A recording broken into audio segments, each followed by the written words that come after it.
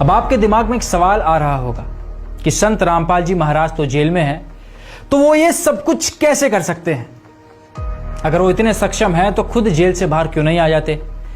अब इस बात पर आपको कुछ दिखाते हैं। कबीर परमेश्वर सारी सृष्टि के रचनहार होने के बाद भी जुलाहे की लीला कर रहे थे, झोपड़ी में रह रहे थे।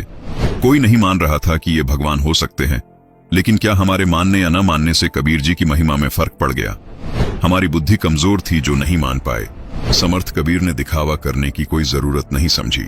120 वर्ष तक झोपड़ी में रहे, जुलाहे का काम करते रहे, निर्धन होने की लीला करते रहे, शूद्र जाति में रहे, जबकि उस समय छुआछात बहुत थी। इस कारण लोगों की बुद्धि काम नहीं कर रही थी कि ये भगवान हो सकता है। ये जरूर मानते थे कि सिद्ध जरूर है, और लोगों को सुख भी बहुत हो रहे थे, इसलिए कबीर जी से जुड़े हुए थे। कबीर साहब जी ने एक छोटी सी परीक्षा ली और सब छोड़कर भाग गए। गुरु विमुख हो गए, गुरुद्रोही नहीं हुए थे। कबीर साहिब जी ने 120 वर्ष तक लीला की और अंत में मगहर से सह शरीर सतलोक चले थे, और ऊपर से आकाशवाणी कि देखो उठाकर चद्दर, क्या है इसके अंदर? शरीर की जगह सुगंधित फूल मिले, और ऊपर देखा तो परमात्मा सह शरीर ऊपर जा रहे थे। कबीर जी उस दिन भी भगवान थे, आज भी भगवान हैं, आगे भी भगवान रहेंगे। उस समय कबीर परमात्मा के बारे में लोग कहा करते थे कि कबीर साहब तो अनपढ़ थे, शूद्र थे, न वेद शास्त्रों का ज्ञान है और जुलाहा है, नीच जाति का है।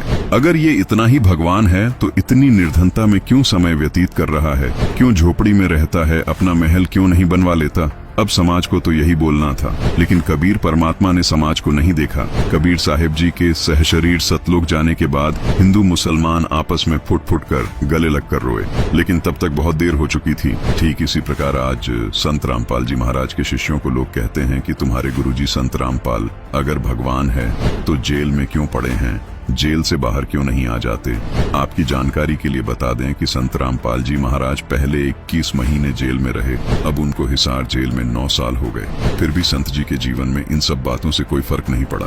उन्होंने इतना समय जेल में बिताने के बाद भी बाहर लोगों को अद्वितीय लाभ दिए हैं, लोगों के लाइलाज रोग जड़ से खत्म किए हैं। जैसा कि आपने उनके भक्तों के अनुभव सुने, संत रामपाल जी महाराज ने अपने अद्भुत ज्ञान के जरिए बाहर यानी बड़ी जेल में टहलका मचा दिया है। संत रामपाल जी महाराज जेल में कुछ लीला करने गए हैं जो आम जीव की समझ के बाहर है। संत समाज को देखकर अपने उद्देश्य को नहीं बदलते, वो अपनी लीला को निरंतर करते हुए जीव कल्याण में लगे रहते हैं। जिस प्रकार कबीर परमेश्वर झोपड़ी में रहे और लाखों लोगों के कष्ट दूर किए, ठीक इसी प्रकार संत रामपाल जी छोटी जेल में लीला करते हुए बड़ी जेल में रह रहे लोगों को अद्भुत लाभ दे रहे हैं। वैसे भी अभी तो खेल जारी है, हार जीत का निर्णय होना अभी बाकी है।